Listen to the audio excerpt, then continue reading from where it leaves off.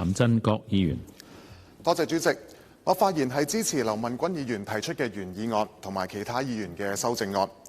國家15規劃明確提出規劃更高水準住有所居，香港要對接同落實呢一個嘅目標，我認為北部都會區係最佳嘅實踐平台。北都面積同未來人口都佔香港大約1/3，政府必須要把握呢一個機遇，將北都打造成配套完善、宜居宜業嘅智慧城市，先至能夠吸引海內外嘅人才落戶安居。主席，要打造宜居環境，除咗我哋一直推動嘅基建先行，綠色運輸同15分鐘嘅生活圈亦都係相輔相成。洪水橋廈村嘅智慧綠色集體運輸，加上完善嘅道路網絡同埋單車徑，將低碳出行係融入日常生活當中，確保居民喺短時間內無縫對接各項嘅生活配套。要實踐理念，智慧交通系統嘅配合同樣係不可或缺。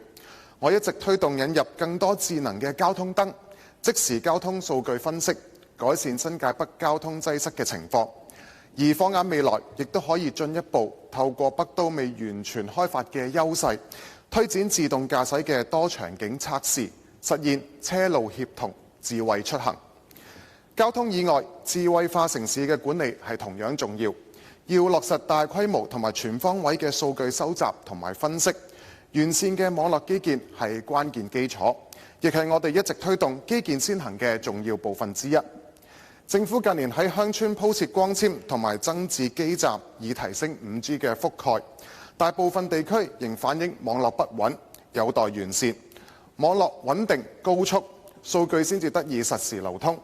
因此，我建議政府透過監測大數據，進行前瞻性嘅城市管理。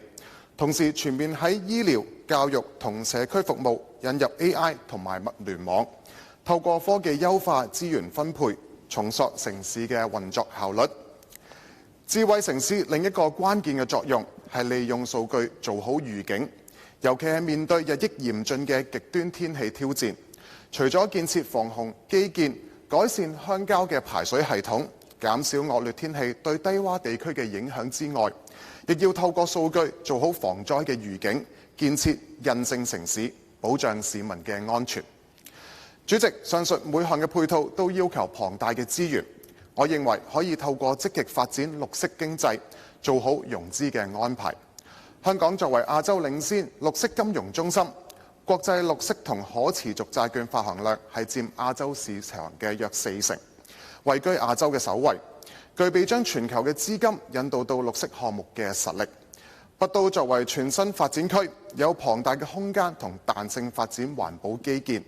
係綠色技術研發同落地應用嘅最佳基地。政府應該把握機遇，結合香港金融市場嘅優勢，同步推動綠色技術認證同埋融資，